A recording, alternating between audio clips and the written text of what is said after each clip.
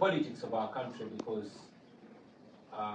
gradually it became apparent to us that indeed, like they say, politics is so serious a business to be left on the politicians.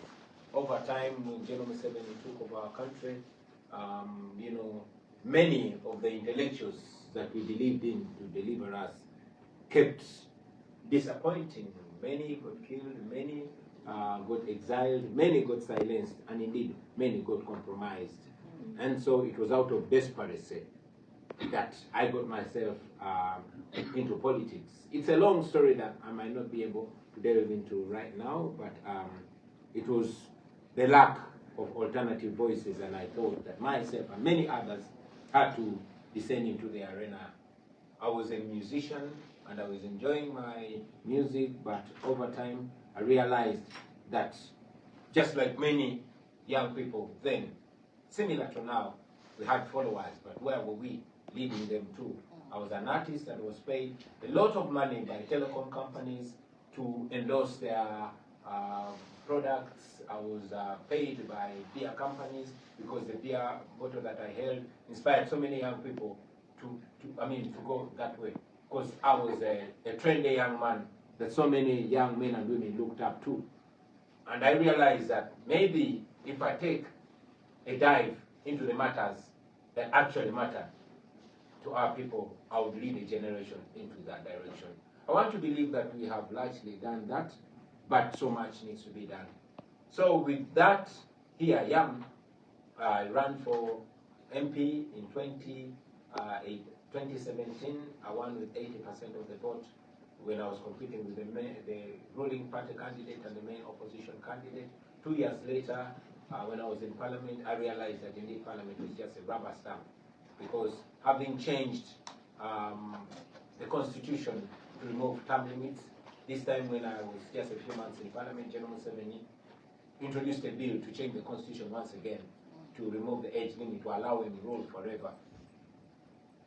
And I led my fellow MPs to resist that when he used the military to forcefully change the constitution, because I knew that politics was a game of the popular, and I knew that young people, who are the majority, 85% of our population, I ran against him, defeated him for the presidency in 2021, as it is chronicled and captured very well in a documentary about myself and my family called Bobi, the People's President. Of course, it was rigged again. I was to challenge him again in the election that happened on January 15th. Which election we had under complete blackout of the internet, an election that was completely taken over by the military. And after that election, placed under house arrest, raided in my home, my wife beaten, stripped naked and filmed and all that. The head of the military, who is General Museveni's son, ordered for my testicles. The long story cut short, I ended up running out of the country, and here I am. Not defeated, not silenced, still growing strong and preparing to go back home. Thank you very much, ladies and gentlemen. Actually, a lot of the stories and the highlight of which that Mr. Chagulanyi gives us here will soon come out in my book on music and politics in Uganda. I don't want to spill the beans by telling you the title of the book. I don't know if that would be an issue, but it basically chronicles Bobi Wine's artistry, but also entails with the question of how which is a very controversial one though, because I've had several interviews with him in Uganda, and he still thinks of himself, even initially, as not being a politician, and yet the kind of activities he's been engaged with could actually be perceived as political. But anyway, so there's that monograph that is coming out as a result of so many years of studying Bobi Wine's music, inside out as a musician, and then looking at how that study may even counter-argue the idea that, Bobi Wine's political career only started in 2017. But hey, hello, how about those very many songs that have actually spoken and to the injustices many years before 2017. So it engages with all those kind of aspects. And now coming back, it is interesting that you always refer to yourself as not a politician. But we just recently, had this election where you excited so many young men and women, some of whom now ask themselves, our guy is not here. What are we going to do? So some of them feel like they're a lost sheep. Do you think that they should feel that way? Do you think there is a space now that you are gone for a while, even though you've already announced in your other fireplace conversations that you're actually on your way back to Uganda? What message do you have for those young men and women who have actually garnered this great support behind you and seen you as a visionary? Thank you, Professor. It has always been my desire to light a fire, not just in me, but among many people, especially the young people of our country, of our region, and of our continent, and hopefully of our beautiful world where we live today. It is not just about me. I do not show up as the most qualified, as the most educated. As you are aware, the first time I ran for president, I didn't even have a university degree. So it was an effort to challenge the people, especially the young people, to fold their sleeves and get to do the work that they had to do. It is my satisfaction that very many young people got involved in the politics. The educated and qualified young doctors, young lawyers, young engineers, but most importantly, the common people owned up the politics. The barbers, the market vendors, the taxi drivers, that is the desire. While I am leading the charge, I don't want it to be about me. I want it to be about all of us, because it has always been the effort of the dictators to strike the shepherd and to scatter the sheep. So I don't want it to be about me. My message to all these people has always been that every one of you can be a Bobi Wine. Indeed, every one of you should be a Bobi Wine. This time around, when I ran for president, I discouraged the nation from using my picture. Yes, my face was already known, my name was already known, but I told them to carry the national flag, to own the nation. Each one of them put it in their house, put it in on their vehicle, put it in their living room. No wonder now the Uganda national flag has been criminalized by the regime. Many people are in prison for being found waving the Ugandan flag because it is a sign of protest against misrule. So I believe that they've had that. Of course, I know that I am dearly missed, just like I am dearly missing home. But maybe, just like they say, there's always a silver lining on every cloud. Maybe this should communicate to us and should challenge other Ugandans to imagine a time of my absence. At least I'm still alive. At least we live in a generation where they are now watching me on Facebook, on Twitter, on TikTok, and all these other places. But I'm telling them that the most important thing is to remove this idolization or this individualization of the struggle. While I play ball, everybody else.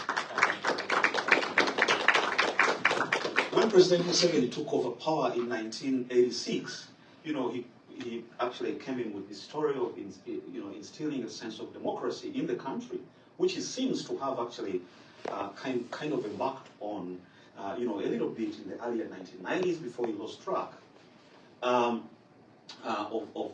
that kind of ideology. Do you see yourself as trying actually to revitalize that ideology rather than presenting a new ideology altogether? You're very right. I'm not presenting anything new. You can't reinvent the wheel. This that I'm saying, General Museveni was saying at my age, only more eloquent. He was a prized revolutionary. just like many others, just like the Sankaras, the Robert Mugabes of this world. I mean, I was named after Robert Mugabe. Can you believe that? Yes. Because yes. he was a prized revolutionary. My family used to be this bourgeoisie family just after colonialism, but it joined General Museveni, and my grandfather passed away in that war, and my father was sentenced to death.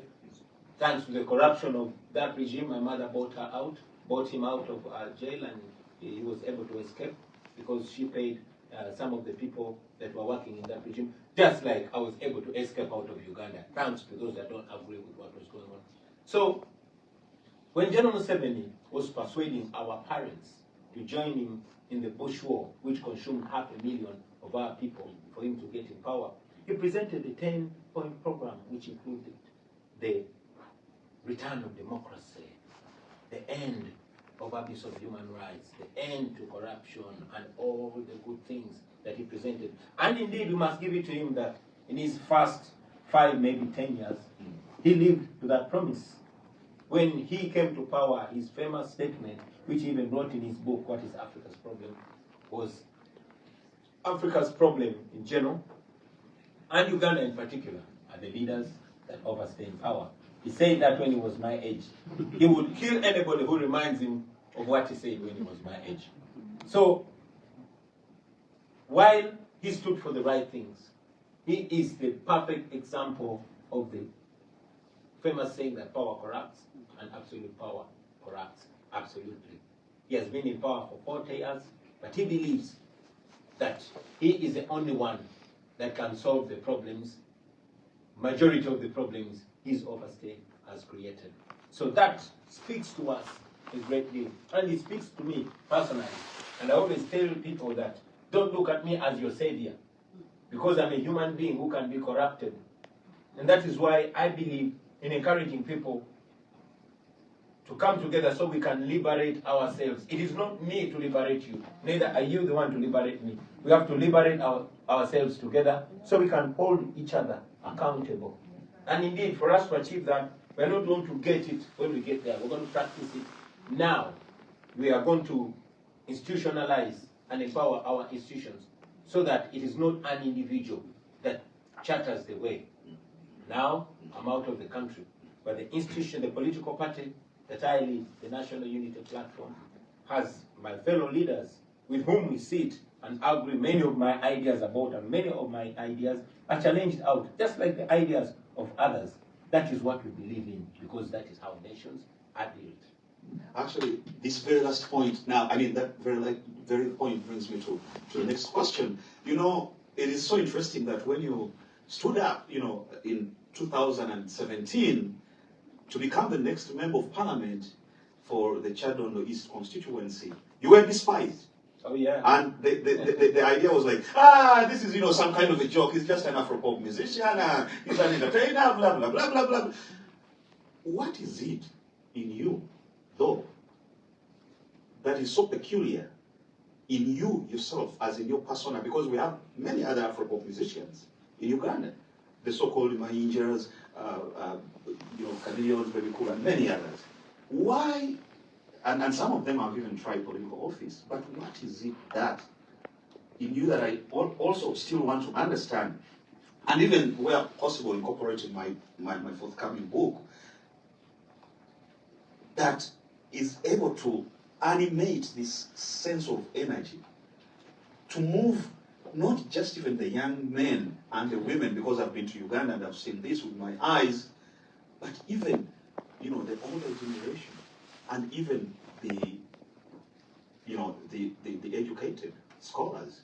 What is it that you do that defines what I want to call actually as an art of politics in you? I mean, well, why not any other musician? Why you? Well, Professor, honestly, there's nothing special about me.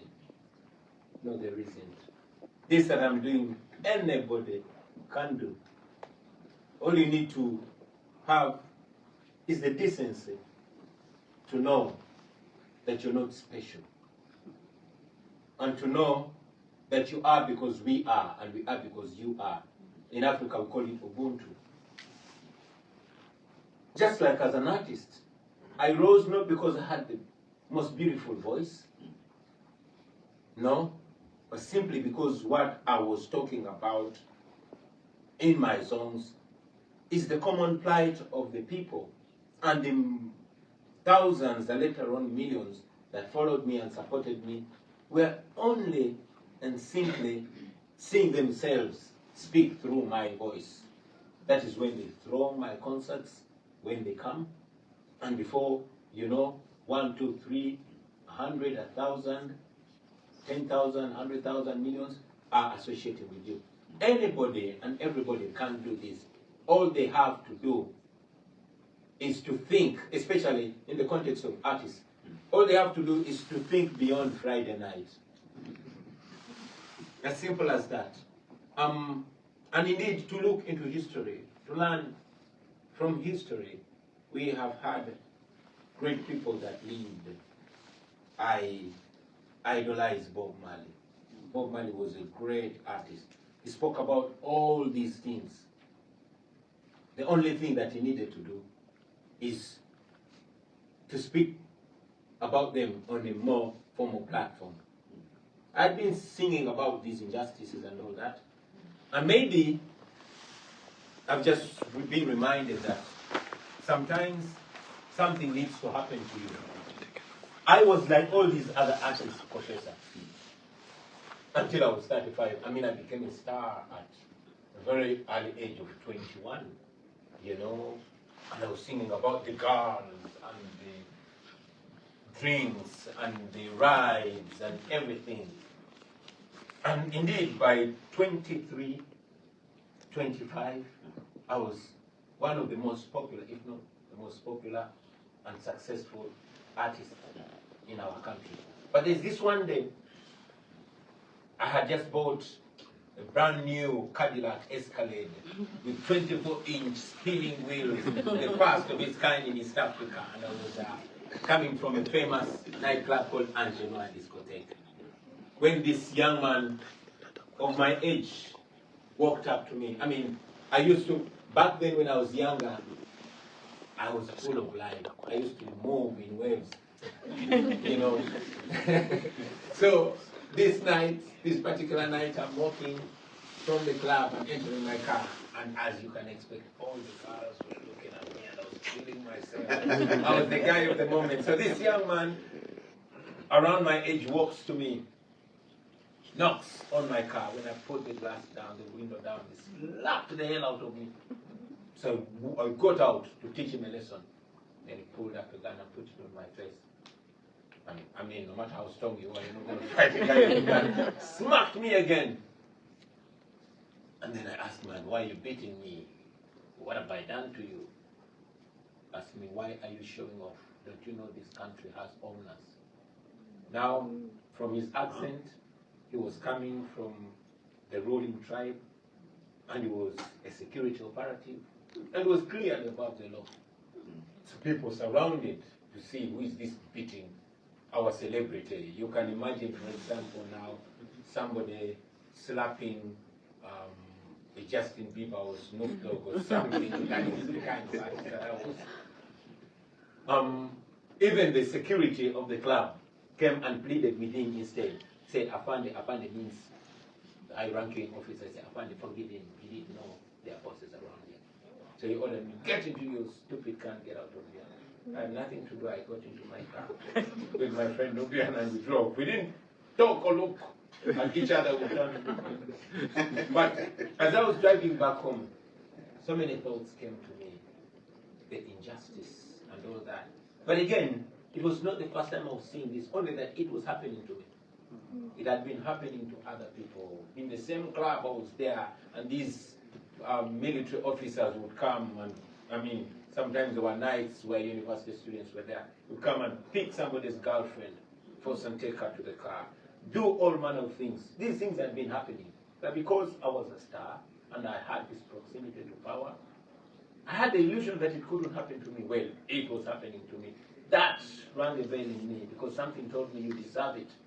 It has been happening to other people, you didn't say what. So this triggered something in my mind, and I started singing about, talking about them, and thinking in a totally different line. But it took a whole 10 years until the time came and I decided that I'm not just going to talk about these injustices, but I am going to go to a formal platform where I can actually speak about them, maybe influence policies that can protect our people. So experiences that we go through many times open our eyes. Maybe some of my fellow artists are still living in the illusion that they are safe until they get the rude awakening. I hope they don't get it at a time when they can't do nothing about it. Yeah. Right. Recently, you graduated out of law school also. Yeah. Yeah, congratulations. And now you are a lawyer. Do you see any separation of powers in Uganda at the moment? And if not, he killed, and went ahead to tweet that he killed 23 of my friends and I was supposed to be the 24th dead body. He raided my house, tortured my wife, stripped her naked and took pictures of her. And he was later to tweet and said, oh, this is when I took over Bobi's house and subdued his wife. Well, narcissist is an understatement, but this is an individual that has taken lessons from Idi Amin and Hitler, and he believes in total subjugation, and he believes in rule by terror. So it is not just lack of separation of powers, it is state capture, it is a state of terror in Uganda. Yeah. do you think that, one more question from me before we now open it up to the audience, do you think that with that condition now in place, that the National Unity Platform that you lead as its current president has an important role to play in order to resuscitate that sense of constitutionalism in the country? And if so, how do you envision that to take course over time? I would say our major role is to keep the hope alive. Is to keep the hope alive. The National Unity Platform, myself and my friends came in at a time when Museveni was proudly saying that by the next election there will be no opposition, because those that he had not subdued, he had bought up. The Uganda's oldest political party, the Democratic Party, was bought out. Its president is now the Minister for Constitutional Affairs. He's the one that brought the law to disempower opposition political parties. He's the one that is overseeing the trial of civilians in a military court. And having hitherto been renowned opposition people, they are being used to present the most embarrassing laws. One renowned lawyer called Sibambi, who was just a few months ago, maybe 3 or 4, was the deputy president of the Forum for Democratic Change, the party that Dr. Besigye used to lead. Is the one that drafted and presented a new law that was passed the day before yesterday that provides that a Ugandan that leaves Uganda is referred to as a foreigner. So you and I are effectively foreigners. And this law prohibits Ugandans sending back money to fellow Ugandans without the permission of a minister. And anybody that is found guilty of doing that runs the risk of serving 20 years in prison or a fine of 2 billion shillings or both. This is meant to completely disempower the population, and it is now in the offing that they are trying to scrap presidential elections to ensure that members of parliament who are handpicked by the regime are the ones that elect president. So the role of the National Unity Platform first is to keep the hope alive, to keep galvanizing the population, to bring people together. And one very important role of the National Unity Platform is to look at itself not just as a political party. Now this is rather confusing. We started out as a loose political movement called the People Power Movement. And we've said it many times that we are not a political party, we are a movement. We are the People Power Movement. We just have a political party, our electoral platform. But the People Power Movement encompasses all Ugandans. One thing that we are confident about is the people of Uganda, from the east to the west, from the north to the south and central, are all for change. And this was evident in the recently concluded elections. So we are to keep the hope alive, to guide our people, and most importantly, to keep them non-violent. I find myself in a challenging situation, leading a generation that is hungry and angry, and wants to free themselves by any means necessary, and rightly so. But because I am aware that for the last 40 years, General Museveni has spent all our money not to revamp the healthcare system or the education system, or to develop the country, or to improve the infrastructure, but to stockpile weapons, to fortify himself as the master of violence. Now, we don't want to give it to him. That is why we have decided to use non-violence. Because when we use non-violence, we render his weapons impotent. So we are using non-violence in order to deny him opportunity to mow us down. Well, I know that even when we have been non-violent all this time, when he arrests political activists, they are paraded in the military court. We are referred to as terrorists. We are referred to as agents of the West and all that. But we maintain that line because we don't want to go violent. We've studied, history has shown us that violence only breeds more violence. Violence creates this vicious circle of not only violence but entitlement. And our desire is to overthrow the guns, is to disempower violence, and bring forth a generation of reason. That is our role as the National Unity Party. Thank you very much.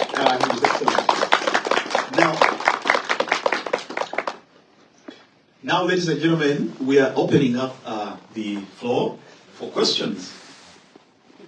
Please introduce yourself and then be sure to make your questions precise, because I'm so sure that there's many of those. Yeah.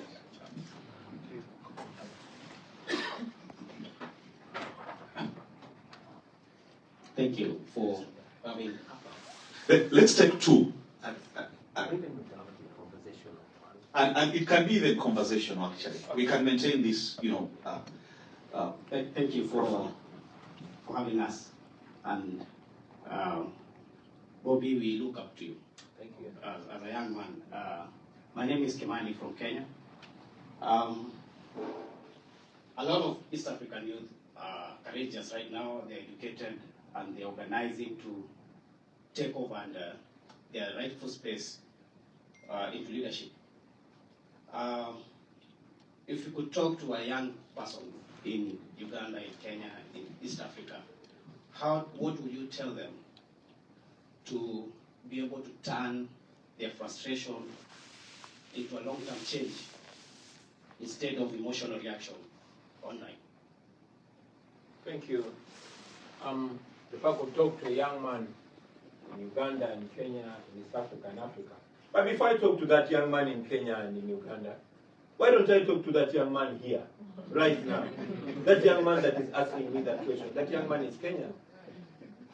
You, the Africans that are here, man, we look up to you so much. You are the intellectuals that we have.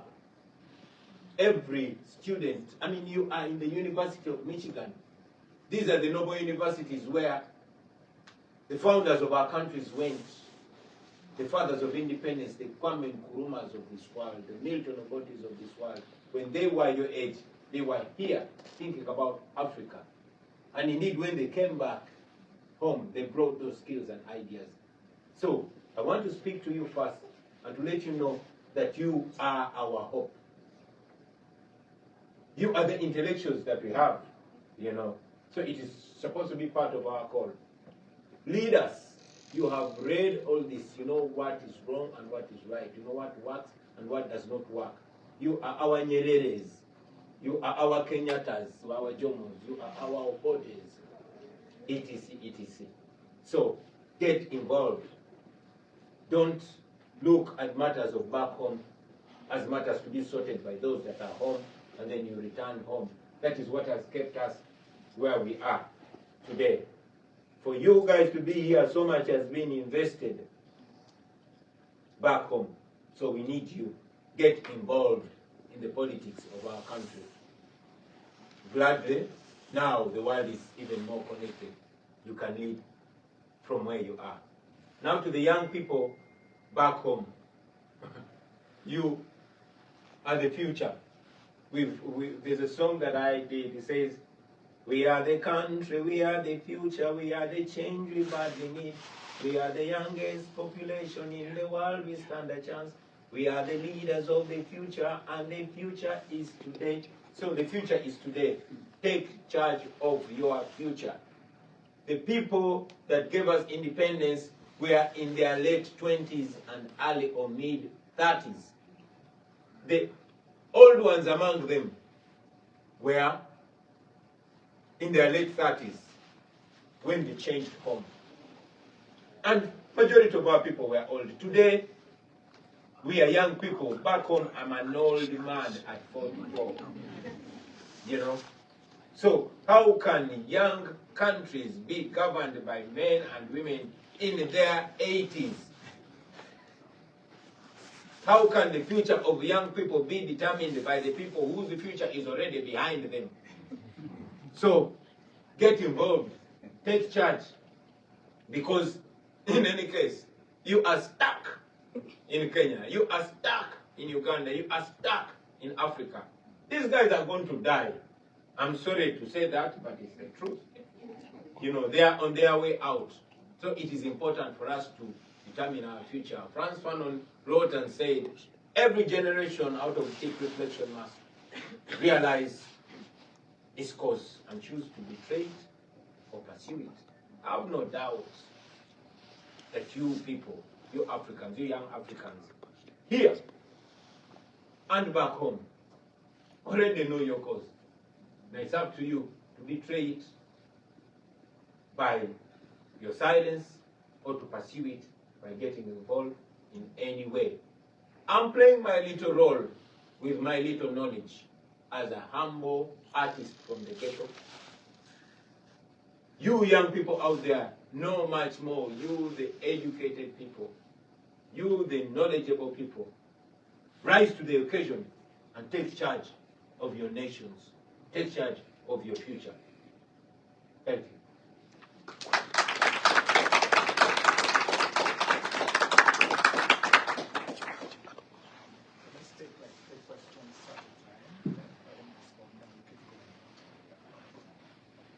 Thank you. Good afternoon. Please allow me to acknowledge the progress you've made thus far in your journey. In these coming 5 years, Uganda is likely going to experience some kind of like political turning shift. There is a possibility that the constitution may be changed to allow parliamentarians vote for the presidency than the public election or the public vote. Thinking about that, it can be an opportunity for change-seeking forces if they do think that they have, a shot through parliament into the executive. On the other hand, it can also be seen as one of the ways that the incumbent regime has continued to make sure it remains in power. How is the National Unity Platform, thinking about approaching that perspective or that possible political shift? Let alone maybe the National Unity Platform, but how should Ugandans think about approaching such a possibility? Charles Katlamu, I'm a global health researcher here at the University of Michigan, and of course Ugandan.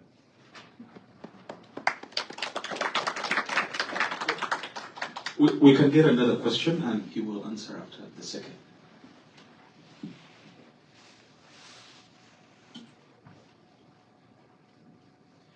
Yes, thanks for the opportunity, and thanks to the President for honoring the invitation from Michigan. Given that Museveni has deliberately embedded loyalty within Uganda's state institutions, most visibly through military appointments of his son, Muhoozi, who in my opinion shouldn't be in that office. So how does this present a challenge to the potential transition, and how does this approach to public appointments inform the strategy that leads us to a new Uganda?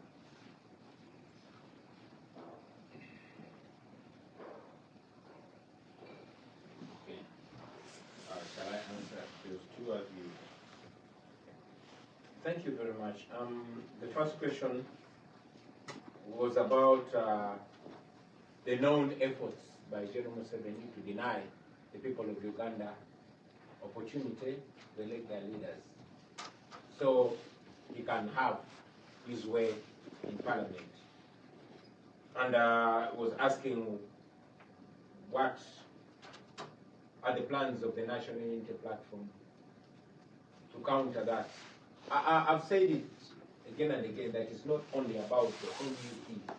The National Unity Platform is a party that I lead. Look where I am, running for my life, running from an unhinged 52-year-old spoiled son of a dictator who tweets and gives orders on X to his soldiers that I should be delivered to him, dead or alive, that I should be castrated. And these are not jokes.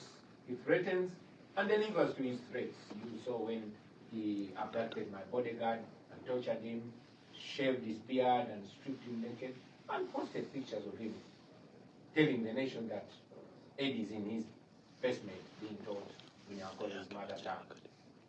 Just yesterday, and these are not tweets of years or months ago, just yesterday, if you go to X and look for Muhoozi Kainerugaba, that is the son of the Ugandan president, who he gifted with the rank of military general and appointed chief of defense forces. That is where we are. The National Unity Platform is the moral platform. It can only go so far. I've mentioned that a day before yesterday, another sickening law was passed to the shock of all Ugandans. I mean, all moral voices gave their opinion. Religious leaders, traditional leaders, even the governor of Bank of Uganda said this is going to affect the economy, because Uganda is a country that relies largely on the money that comes from outside. The diaspora remits up to $2 billion annually. But because the project under General Museveni, the project is not Uganda, the project is Museveni and his family. The agenda is not to lead the country to a better place. The agenda is to keep power within the family at all costs. So, that being the way it is, it ceases to be an issue of the National Unity Platform, the party that I lead. It's an issue of all Ugandans. And like I said, NUP is our electoral platform. This is a party, by the way, that we introduced only 1 month to the 2021 election. Why? Because all other opposition political parties had been paid and ordered by the regime to keep away from us, because we were seen as too radical and uncompromising, and our agenda was, and still is, removing the dictatorship and beginning a new democratic journey for our country, Uganda. That being the way it is, it becomes as it has always been, a matter of the people of Uganda as a whole. When this silly law was being passed the day before yesterday, the National Unity Platform, under the able leadership of Right Honorable Joel Swenyoni, put up a moral case, because that's what we could do. But the people of Uganda had to stand firm, as they should, and as I'm confident will. I'll give you an example of the fight against slavery. While the moral white people were in Congress trying to make a case against slavery and asserting that slavery is immoral, the likes of Harriet Tubman on the plantation had to also put an effort and communicate to all and sundry that slavery is not only immoral, but it is dangerous. Therefore, while the NUP is making a political moral case, the people of Uganda must rise and free their country. They're like two wings of the bird. One cannot clap alone, it has to work in concert. I hope I communicated to you, my brother. And also to my brother, whose accent sounds like he comes from the ghetto. Thank you for that question. I can tell when I hear somebody speak and they want to speak Spanish, they say, oh, he's not only from Uganda, he's from the ghetto. I'm so proud to find you in the University of Michigan and keep representing your brother. How does the Moozi project pose a challenge to the transition? Is that what you were asking? Not necessarily, but the approach to appointing people in most of these offices, but not just people, but people who represent Museveni's interests and Moozi's interests, not basically for Uganda. People who, what is your question? That's the statement. yeah, so now how does that present a challenge to the transition, and how does it inform the approach we take to remove the dictator? Thank you very much. Now the two transitions. That in itself is actually a transition from Museveni to his son, who is effectively in charge. He recently appointed one of his friends, head of media center and government spokesperson. He had his birthday and he ordered the police, the military, border riders, taxi riders, to show up and run in celebration of his birthday. And indeed, when you go to his tweet, he tweeted and said, how come I did not see the former military commanders? Are you undermining me? Why didn't you show up to run and celebrate my birthday? So that is a transition from Museveni to his son. It's a transition from a pseudo-democracy, from a facade of democracy, to a reign of terror. You saw that when he distinguished himself in terror abductions and extrajudicial killings through this election, abducting people, killing people, torturing people, he is the father in response, awarded him with a medal. And in his statement, Museveni's statement, he thanked him for dealing with troublemakers during the election period. This is the same person that threatened to raid Kenya, and the following day, he was promoted to 5-star general. This is the same person that after he tweeted the naked pictures of my bodyguard under torture, 2 days later, he was made Chief of Defense Forces. And he was made Chief of Defense Forces, unlike other Chiefs of Defense Forces in the past. Before he was made Chief of Defense Forces, Museveni signed an instrument that was to the effect that the powers of the Commander-in-Chief were transferred to the Chief of Defense Forces. 2 weeks later, he made his own son Chief of Defense Forces. So that is, by and large, a transition in itself. Is it the transition that Ugandans want? No. Is it the transition that we are going to stop? Yes. The transition that we want is a transition from absolute rule to democracy, from family rule to democratic rule. And we are going to achieve that by the grace of God.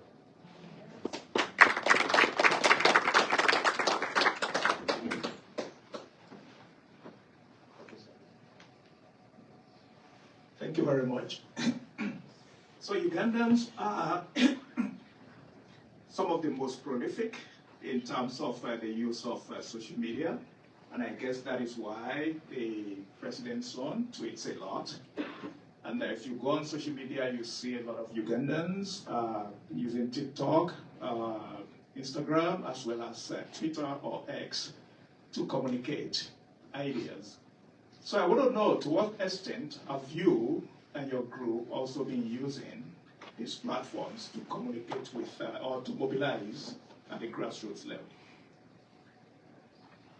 Thank you very much. Yeah, Ugandans are using social media, and largely because it is the remaining medium of communication for Ugandans. Like all dictatorships, the media is completely usurped. Most, if not all, radio stations are controlled by the regime. Those that dared to challenge the regime have been either closed or completely incapacitated. Majority of the radio presenters are owned by military chiefs, regime operatives, ministers, many. And others that used to speak out don't. For example, I am not hosted on any radio or TV station in Uganda. Never mind that my voice is the most heard and my cute face is the most. Why? Thanks to social media. Social media has always been our way out. And the regime has not taken this lightly. This started when I rose to the occasion and became member of parliament. The regime could not stop this message from going out. So what the regime did is that they introduced a tax on social media. Yes, the first in the world, social media tax. I and many of my friends went to prison for protesting against the social media tax. No tax on the internet. You could buy your MPs, but you had to pay a tax to use Facebook or Twitter or WhatsApp or that. That did not work because the people of Uganda said, okay, we shall pay that tax, but we shall communicate. They started finding ways of going around it. The next step, and that was during the 2021 election, Facebook was the only way we were communicating. That was before the introduction of TikTok and others. Facebook was the most popular social media in Uganda. It was banned. So 6 years ago, Facebook is banned in Uganda. Why? Because it annoys General Museveni. That did not work either. Because, like I told you, Ugandans are largely young people, and with age comes with creativity. So Ugandans went around that ban, and we used VPN, and it works. So if you ever get your Facebook banned here, because it can, VPN did a good job for us. So when that, happened, General Museveni, using another member of parliament that poses to be an opposition member of parliament, introduced a law called the Computer Misuse Act. And under this law, many TikTokers, many Twips, and many bloggers are rotting in jail for communicating what the regime does not like. Never mind the fact that Museveni's son himself, who is the chief of defense forces, pictures people's wives and posts them naked. Pictures citizens and posts them naked. On a daily, he's posting unhinged stuff. But, as you know, the law in Uganda is nothing more than the paper on which it's written. So yeah, while there are those challenges, one thing that I'm proud to say is that Ugandans are unrelenting. We are always creative. We are always dynamic. And we always go around these blockages like we have done today. Thank you.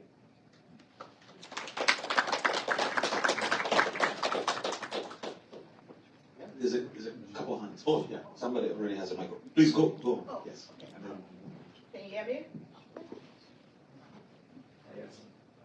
Hello? Hello? Okay, thank you. My name is Eloise Salif. As an African, a Liberian, I'm from Liberia, West Africa. So when you talk about political violence, electoral violence, dictatorship, it's something I've experienced. When you talk about passion of the young people getting involved to seize the opportunity and get the movement for themselves to play a role in growing the state, I played that role in my younger years, growing up in Liberia. My parents didn't even know I was active in my country, advocating for change. One of my first protests was the last big protest that was heard in Liberia. Innocent, enthusiastic, energetic. I knew I wanted something different. But that difference didn't end well. Why still we protest for change? The same things we talk about that we did it. When Museveni came into power, we advocated for change. So, let's protest in Liberia. Then the Civil War, came the Civil War. I think you've heard of Liberia's Civil War. Well, that didn't change anything in our country. Many of us lost loved ones. But I was fortunate to leave Liberia and come to the United States. Stayed looking for that energy to fight for democracy. And living in the United States, my big brother here, Mosi, can attest to that. I got in contact with my immigrants community and telling them to be active while you are away from home. Know your rights as an immigrant. Know who's representing you. Vote, but still be connected to your country and people back home. And for that reason, I go back to Liberia every other year. Join political party, advocate, and participate in the election. But advocating now and leaning towards democracy is becoming so fearful. Very fearful. And having worked and still working in one of the countries in the world that I have looked up to as the greatest democracy, and seeing that there's other things happening, I fear increases for people like you, activists in Africa, activists or political leaders in developing countries. So I have a question, and I try to write this question down because I want to be politically correct. A question for you, it says that when you look at the present trend on the global scene with democracy, you see how it's being attacked and it's eroding. And the key, are you willing to continue to put your life on the line for democracy in Uganda? That's my question. When you look at the global picture of how democracy is eroding now, that's the question I have for you. Thank you. If you permit me immediately respond to my sister here. Yeah. What's my view on the global trend of democracy universal, and how do I look at it? Man, oh man. I'm glad you said you want to be politically correct. I don't want to be I hate being politically correct, but I'll be cautious. Because I'm a refugee here now. I'd rather not mess with you guys.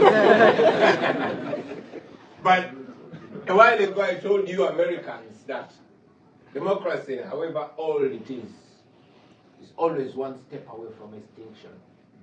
So guard it with your life.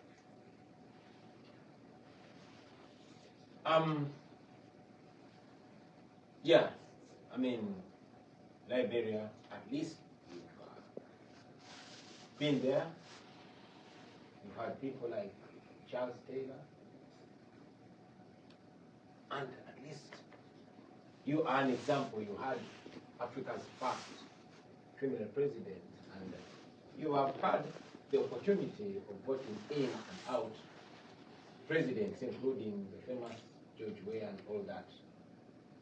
We envy you, man. You're not where you're supposed to be, but you're certainly where we would love to at least reach in our lifetime, to be able to choose our own leaders. to see our vote counting. We don't have a vote in Uganda. We want to have a vote. We have been independent for 63 years, since 1962. But not one president has been elected to power. They shoot their way in and they're shot out of power. We want to see an elected president by the people of Uganda in our lifetime. You mentioned it that many times it gets dangerous. Yes, it gets dangerous. Many of our brothers and sisters, we don't know where they are. They don't even have graves. But they were picked from home on camera. Many of my friends are in prison. Eddie Mutwe, Machete Yasin, young ladies like Olivia Lutaya, Doreen Kaija, Sauda Madada, name them. As we speak right now, there are young women that were picked, about 2 or so weeks ago. A young lady, a TikToker called Bluetooth, was picked from a funeral of the wife of our spokesperson who passed away when he was in prison on the trumped up case. She was picked by the military. Up to now, we don't know where she is. So it gets tough. I'm not home. We are scattered. My young family is elsewhere. I'm here trying to advance because it comes with a cost. But I can tell you, my sister, at the end of the day, that cost is worth it. Why? Because we know that freedom comes to those who fight, not to those who cry. Because the more we cry, the more our people continue to die. So we choose to fight because ain't no other way, At least we know that when we don't give up, victory is imminent. More fierce evils have been overcome. Slavery was overcome. Colonialism was overcome. Apartheid was overcome. These were evils with more grounded forces and resources. Then what about dictatorships?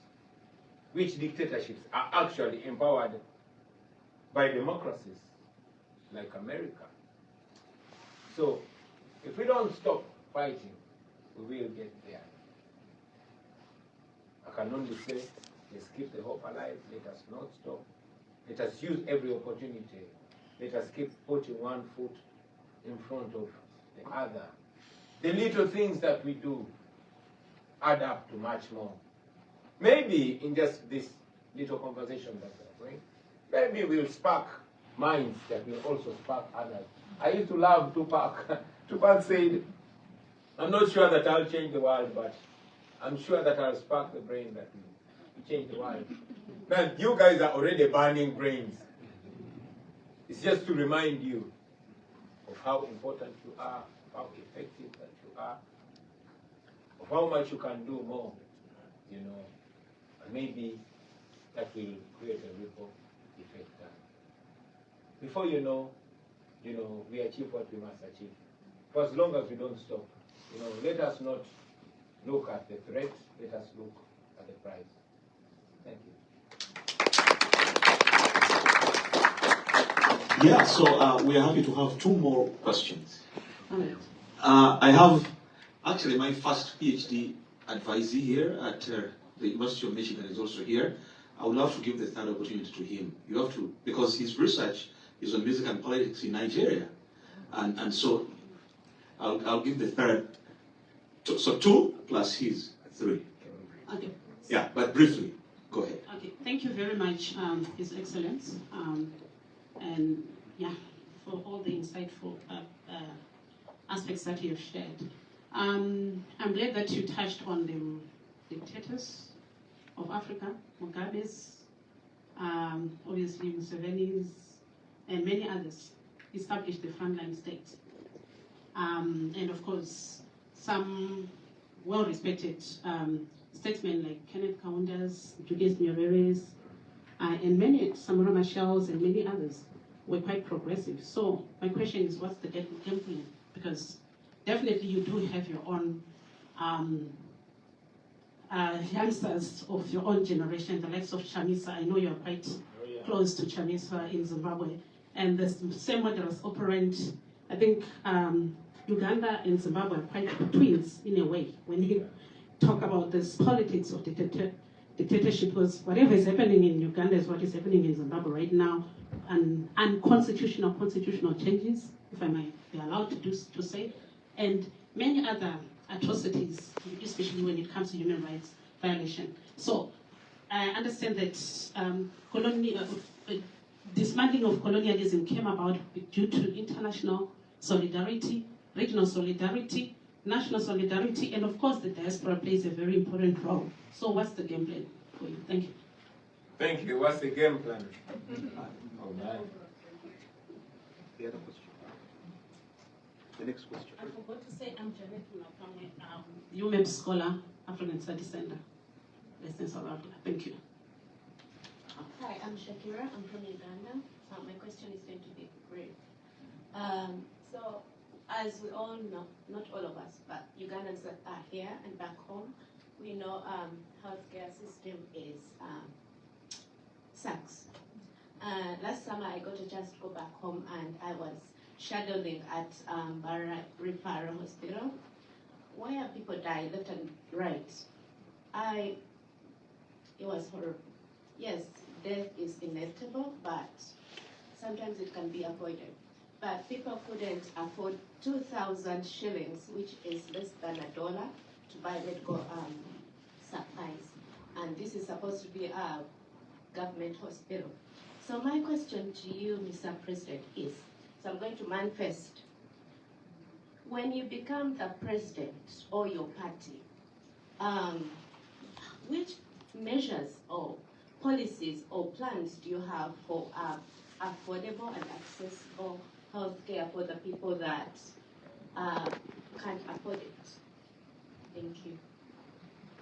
And let's get Joshua's also at once, and then we call it. Okay, thank you so much for coming to speak with us. As you know, Charles said, I'm his PhD student, so Joshua Karobo in the School of Music, Theater, and Dance, as an ethnomusicologist. But yeah, I have so many questions I'd love to ask you, but I would just ask one that's very simple. I know that you brought up this love of Bob Marley. Been reading the works, that Charles has written on you and your kind of early political activism, even when it was over this, One Love Beach that became a very contested place. But I'm just wondering about, when thinking about popular music and reggae, for example, like where did that love of Bob Marley come from? Are there other reggae artists that you're inspired by? And how does, the work that they put in with their music, and of course their own sort of political trials and tribulations, how would those sorts of things inspire your own? Because of course Bob Marley was fighting this larger gang war in Jamaica, but I mean that was kind of, that was overshadowed by what was this larger battle between, communism and, capitalism. And so I'm just wondering how some of these elements might come out in your musical work. And then if I could just add a quick one, I'm thinking about Fela Kuti, and, something similar happened between him and the military, right? Even I don't think he wasn't even really that politically inclined at the time, but he was saying things that, the military didn't like. And so of course they came to his home, they beat so many people, they threw his mother out the window, she eventually succumbed to her injuries. But I'm wondering about, because he created Zombie after that one, and, it became very kind of, insulting to the military. I'm wondering if you have something like that, at least musically, that's cooking, to critique those that are in the military, and in what sort of way, because when we think about these dictatorships or these military regimes, right, it's the military, right? It really, not to say that, of course, there's not one big man behind it, but it's the military, and there are individuals in that military that can hopefully have their heads turned. Not to say that we should be hoping for a coup over the return of democracy, but is there a way to inspire people that also are seeing this guy, this son of again a rich dictator, and saying like this guy is not the one to lead us? What does he even know about military conduct and whatnot? And if you have any sort of opinions about that. Thank you.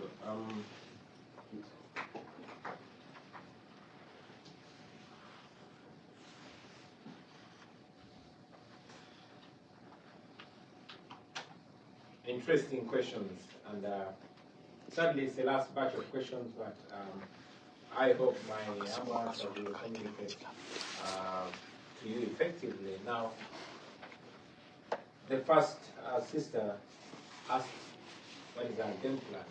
Maybe I should attempt your question last. Let me go from down. Let me start with the brother who asked me about the music, where I got the love of that music, such protest music, activist music, revolutionary music, and whether I am doing anything more of the same. Yes, I got inspired not only by Bob Marley. I mean, here I speak of Bob Marley because Bob Marley was more international. I wasn't sure people knew of people like Fela until you mentioned, glad you come from Nigeria. But people like Peter Tosh spoke truth to power. I mean, people like, without a doubt, Fela Anikulapo Kuti, amazing guy. He took so many beatings from the Nigerian military.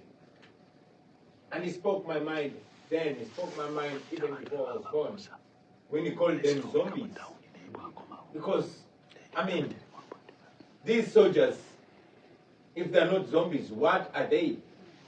There's a song that I sang and it was dedicated to the soldiers. They say, Afande, I'm not fighting you, I am fighting for you.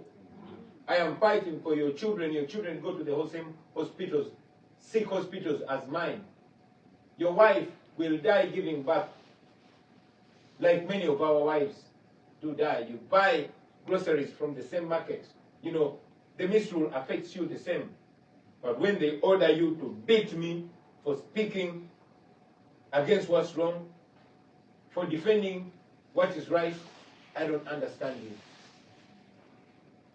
For me, I get a little closer to these soldiers, and many of them intimate to me. And they tell you, Bobi, we are under capture. I mean, I was able to escape Uganda because many of them disagree with what's going on. And many of them were sent to arrest me, but instead they gave me information that kept me safe. So these soldiers are also captive. There's somebody who wrote and said that there are no bad soldiers, there are only bad commanders, and I agree with the writer. So it is the bad commanders. And indeed, in our effort to liberate Uganda and East Africa and Africa, we're not only liberating the people, we are liberating the soldiers and police officers too. And the first step for citizens is not to look at these police officers or military officers as enemies, but those that send them to brutalize their fellow citizens in order to keep the power of the few. Many of them, the Miriam Makebas, Eddie Grant, Hugh Masekela, you can name it. I know music is a very effective weapon against oppression. And like you heard, I introduced myself as an artist, as a musician, not as a politician. I'd rather be known as an ordinary citizen. This will inspire them to know that them being ordinary citizens can actually also do what I'm doing or even better. So yes, I'm still doing music.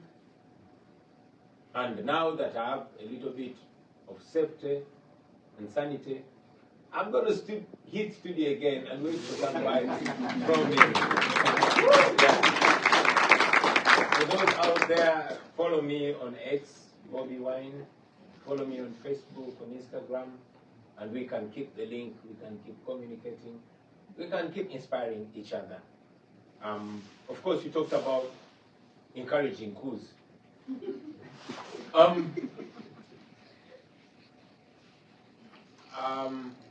I did not say I'm encouraging coups against dictators, but neither did I say I'm discouraging them.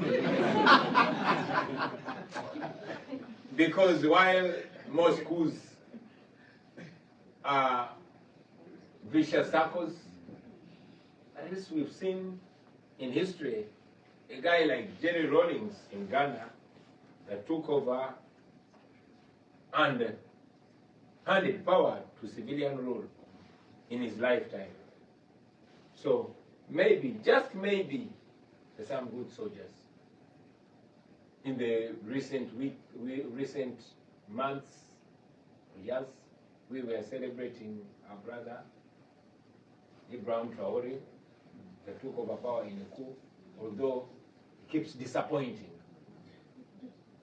when he abolished the Electoral Commission and now recently he discouraged democracy. And while I respect him, while he came in the image of the noble Thomas Sankara, who inspired even me to wear this beret, I disagree with anybody that rules over people without their mandate. I believe in servant leadership. I know it's popular, and I encourage, in fact, challenge my brother Ibrahim, my young brother Ibrahim Traore, as a popular artist, as a popular leader. Let him allow the people of Burkina Faso to elect him so he can be their servant, so we can know that he's serving the country with the mandate of the people.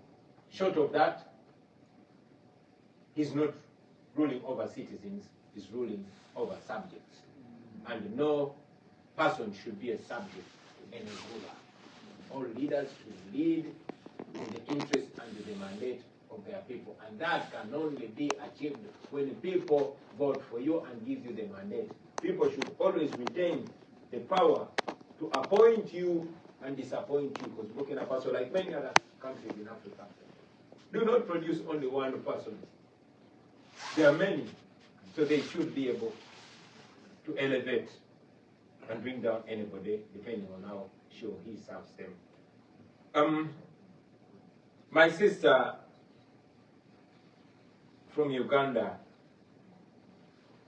went to Mbarara. Mbarara is in Ankole. Mbarara is where Museveni comes from. My wife comes from Western Uganda. She's the same tribe with Museveni. And the rest of Ugandans actually have a false belief that the region where the president comes from is privileged and has facilities running, has good hospitals. Some actually tend to think that the Banyankole get tribal allowance. I'm so glad that you mentioned it, that under dictatorship, nobody is safe, not even where he or she comes from. You saw that people are so poor that they can die because of not having as low as less than $1. What is the plan? Once we change our country, the national coffers, the budget of the country, will not be focused on maintaining power, but serving the people. We are not reinventing the wheel, and like I've said in the past, I'm not claiming to be all-knowing, but I know that the intellectuals of the day, that so much money has been spent, so many workshops have been attended in the country and abroad, and solutions to terrible health care have been suggested. The countries like Kenya and Rwanda that have adopted them have improved their healthcare system, and our political elite go to those countries to get health care. I mean, which, according to the Minister of Health in Uganda, we lose 20 women every day during childbirth. Every day. They died yesterday, they have died today, or they will die by midnight, and they will die tomorrow. It has been like this, it is like this, and it will continue to be like this until it's changed. We lose 300 children every day to avoidable causes. They died yesterday, they have or will die by end of today. Tomorrow continues until it's changed. But the solution to that was to improve the healthcare budget to as low as 15% of the budget. But because that is not the priority, you know, they continue to die as we keep crying. So the solution is implementing these beautiful and life-changing, life-saving suggestions and proposals. And as president, those people will not have to die again. When I am president of Uganda, we will improve the budget of our healthcare system. We will pay our doctors right. We presented it in our manifesto. We did a song when I still had the liberty to sing.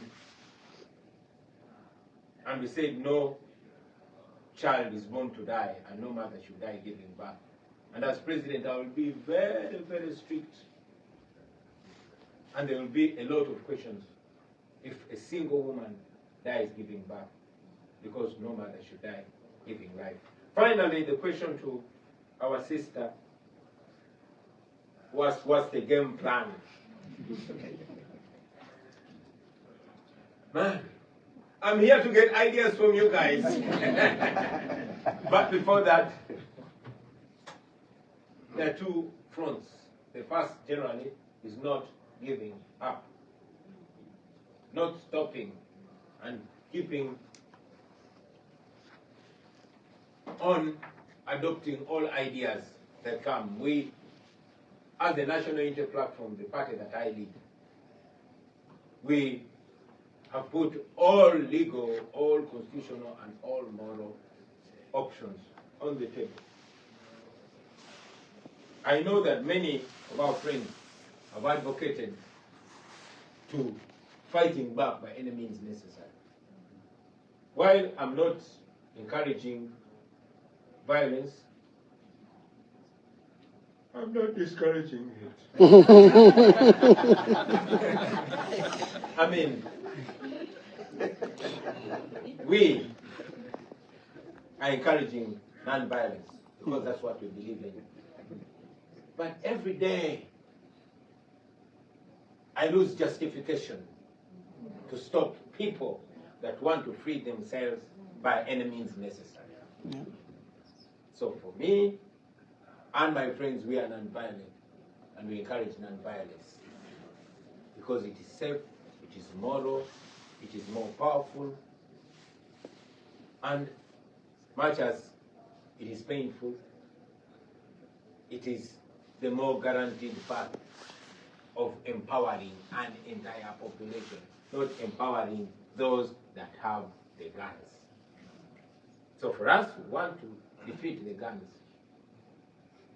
But what English words do you want me to use to tell a guy whose wife has been raped, whose family has been killed by a person that is tweeting and chest stamping about it? What words do you want me to use? So not giving up is our first option. It continues to be constant. Now that I'm in America, we also have another front, a front which we know is very, very effective. We know that Idi Amin was empowered by the British and the international community. And when the British were done with Amin, Amin fell. The international community supported the apartheid regime in South Africa and even branded Nelson Mandela a terrorist. It was until a documentary about apartheid premiered in New York, and there were various Africans and friends of Africa from all walks of life, from all colors, all creeds, and all beliefs came together and marched against apartheid. Apartheid fell. So the wind beneath evil rulers and dictators is always in the democracies. And America is the world's biggest democracy. So we always come to them, and I'm here. And many times I've gone to the Capitol Hill, calling upon them, asking them to stand by the values that they profess. Values of democracy, human rights, and the rule of law. And we've told them that we are not asking them to come and save us. We are asking them to stop sponsoring our oppression. They give Museveni up to $1 billion every year. A person that they know has been in power for 40 years. If there was a dictator that has been in power for 40 years in Europe, he or she would be treated like a leper. We have not seen any officials from the free world standing shoulder to shoulder with Europe's last dictator, Lukashenko from Belarus. Why then do they stand shoulder to shoulder with Museveni? Is the standard of democracy in Africa any less? Is the standard of human rights in Africa any less? If the standard of human rights and democracy in Africa is regarded less, that is nothing less than racism. So we ask them to stop sponsoring dictatorships in Africa, to stop doing business with renowned dictators as if they're dealing with legitimate leaders. And, well, I'm trying to say this in a polite way because I don't want to be misunderstood. But look in history. When Idi Amin did what Museveni is doing, he was sanctioned, he was criticized. Those that are fighting against Idi Amin, even when they were fighting violently, they were supported. My sister from Liberia, when Charles Taylor did what Museveni is doing, he was sanctioned and even arrested. Why then is Museveni and his son not arrested, or at least sanctioned? In this time and era when they have, tools like targeted sanctions against human rights violators, when they have laws like the Global Magnitsky, they can invoke them. I am not ordering them. I'm just requesting them to be the big brothers of democracy that they claim to be. Thank you very much. People power, our power, NUP, and everywhere. All right. For the purposes of keeping our memories, we're going to take a couple pictures with the director. Yeah, just okay, and then he's going to give us the closing remark first, and then we'll take a couple pictures. all right. Thank you very much, Bobi Wine, and thanks, Charles, for moderating this panel.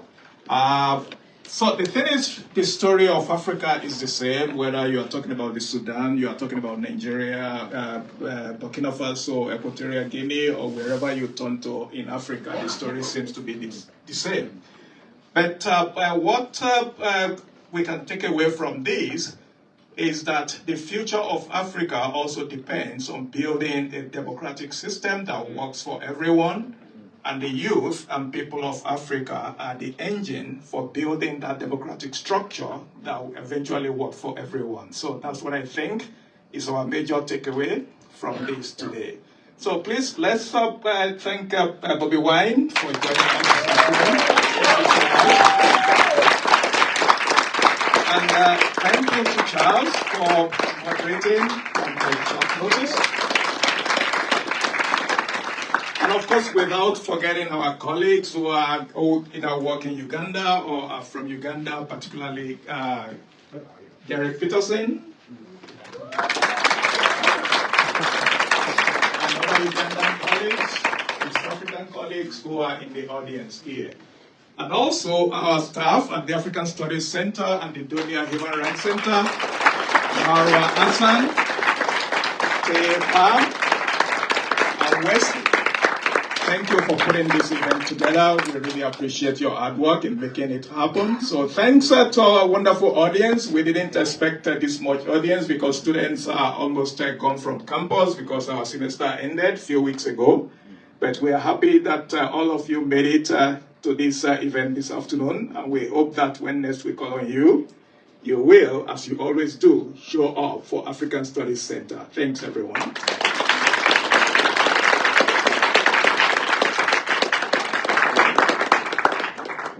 So all the members who wish and they belong to the African Studies Center, we could take a picture here that will actually have on the website.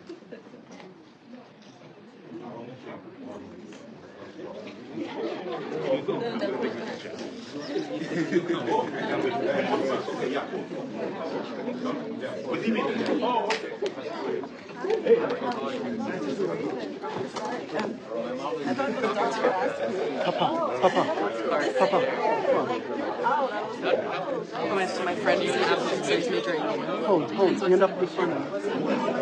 Asking me if there's anything inside. Tell me the more. Okay. If I get in there, will you take off? Yes, of course.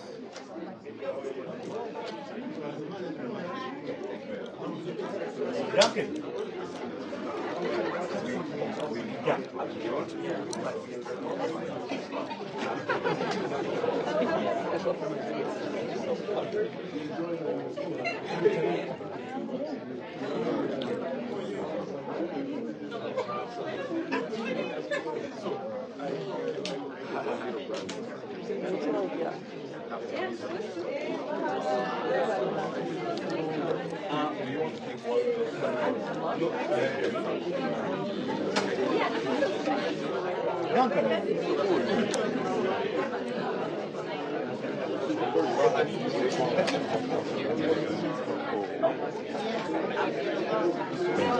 Check this out, how powerful this is. 2.2 M. Oh, watching in his phone. Yeah. That's his. Very clear. I'm going to take a picture of him.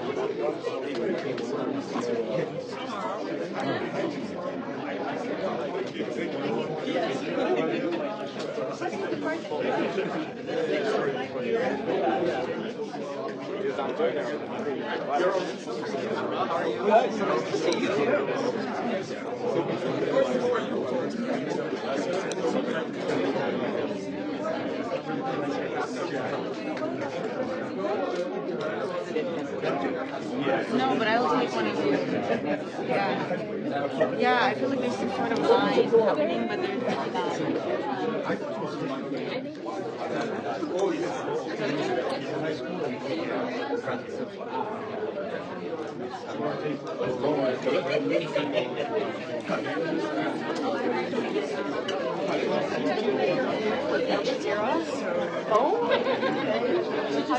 how are you? Yeah. She did that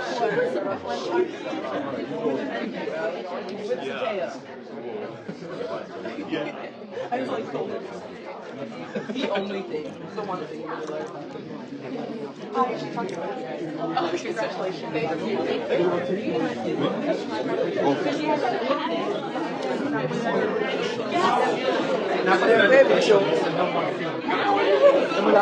After this picture, we should have everybody now come along so that we have a picture with. Let's have one genuine. Whoever wants to say, please, let's have a one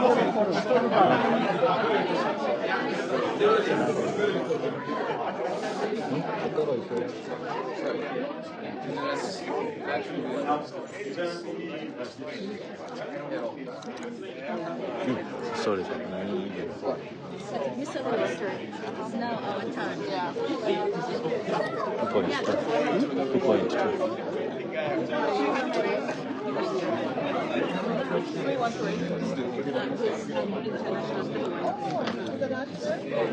Oh, 77. 75. Yeah. Right? You take it from that. Just keep in mind. And then, with the LP, right, that's the thing that is really discouraging because it is technically this political arm of wing of the Nigerian Labor Congress, right? So it's right. Well, I mean, Now I need a picture for right. for all of us. And everybody can, the short ones you can come to the front, the tall ones at the back. All right. Hello, Mama. Hi, how are you doing? Everybody, let's get together. Let's get together for one big photo. One big Oh my photo. goodness. Let's get together for one big photo.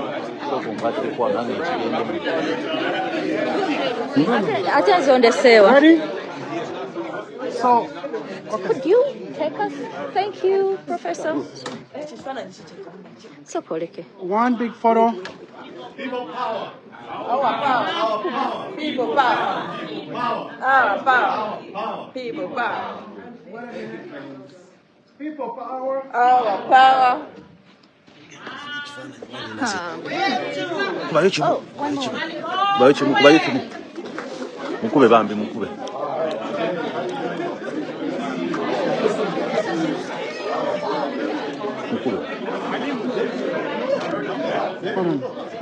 Ani, ono.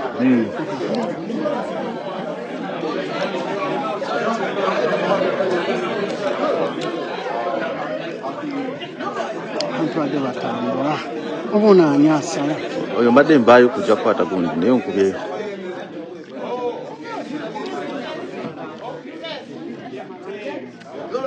Isimu eliwo egenda okugwako omuliro.